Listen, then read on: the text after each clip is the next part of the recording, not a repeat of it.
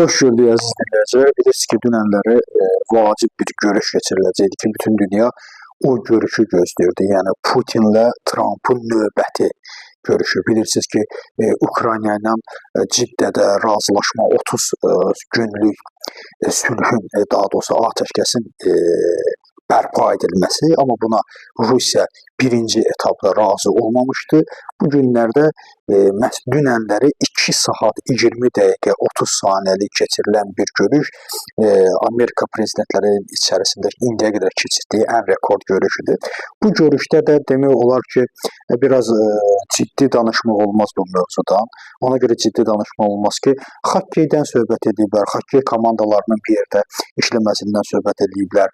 Daha nələrdən söhbət ediblərsə bunlar bəllidir ki, tamamilə ayrı bir mövzudur. Amma deyərəm ki, atəşkəsdən danışmayıblar.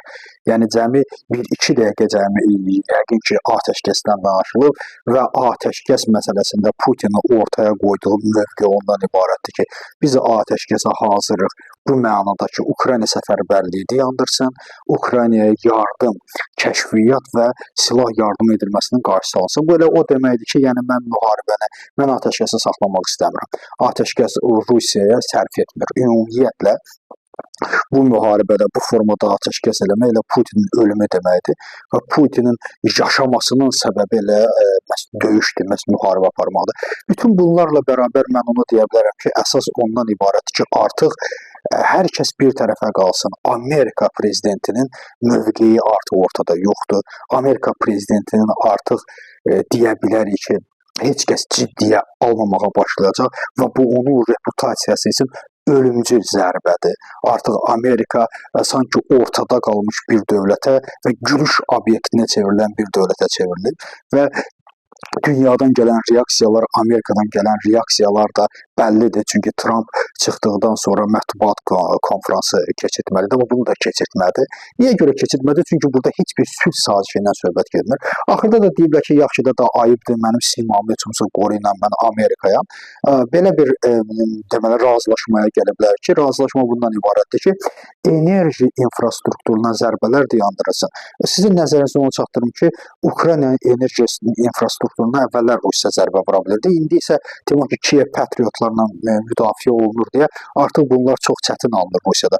Amma nəzərə alın ki, biz hər gün Ukraynanın Rusiyaya vurduğu, enerji infrastrukturuna vurduğu zərbələri görürdük. Elə təkcə 3 gün bundan əvvəl Tuapseyə vurulan zərbə böyük bir neft anbarının məhv olması, neft ayırma zavodlarının Rusiyanın qərbində olan neft ayırma zavodlarının demək ki, yoxa çıxması, hər gün böyük bir strateji infrastrukturun vurulmasının biz rast gəlirdi. Belə çıxır ki, enerji infrastrukturlarına vurulan zərbənin dayandırılmasını həyata keçirmək elə Rusiyaya əslində qalsa sərfəlidir. İndi bunun nə qədər həyata keçirdəcəklər, bu ayrı məsələdir. Amma mən onu deyə bilərəm ki, artıq Ukrayna-Rusiya məsələsində Amerika ciddi fiqurluqdan çıxır. Artıq onun rəhbərliyi sülh sahibi olma fiqurluğundan çıxır. Artıq onun niyyəti tamamilə ayrıdır. Amma ən vacibində mövzuya gələn bu sülh atəşkəs deməyə adamın dili də gəlmir. Sadəcə olaraq boş-boşuna 2 saat 20 dəqiqə yəqin ki, başqa bir mövzudan danışıblar. Bunu da deyiblər ki, daha ayıbdır, gəl heç olsa bir qərar verək. Əsas ən vacib məsələyə keçmək istəyirəm ki, artıq Almaniyada Friedrich Merz hakimiyyətə gəlir və 500 milyard dollarlıq, 500 milyard evroluq artıq dövlət, daha doğrusu ordunun saxlanması, hərbi xərclərin artırılması üçün 500 milyard fon ayrıldı. Bu çox böyük bir rəqəmdir. 45-ci ildən sonra Almaniyada belə bir rəqəm üzə çıxmayıb.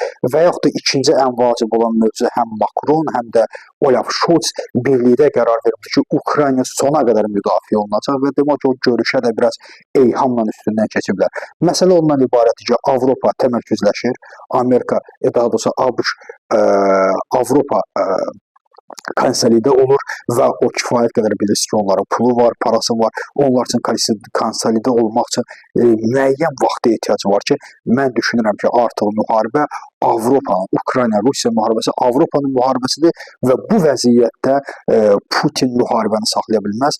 Müharibənin saxlanması Putin üçün ölümdür. Putini başa düşmək olur. Təkcə Trumpı başa düşmək olmur. Yəqin ki, dünya artıq Trumpı da başa düşməyə çalışacaq. Amma Putinin apardığı addım tamamilə doğrudur. Putin müharibəni saxlasa bu onun üçün ölümdür və saxlamamaq onda müəyyən bir necə deyirlər, ehtimal yaradır onun sağ qalması üçün. Müharibə sona qədər davam edəcək belə görünür və Ukraynanın müdafiəsi birbaşa artıq Avropaya öhdəsindən qoyulur və müharibə Putinin ölümünə qədər gedəcəyinə mən inanıram. Çünki artıq Rusiyanın müharibəni saxlama imkanları yoxdur. Putin öz heyətinə, öz xalqına başqa heç bir söz deyə bilməz. Təşəkkür edirəm.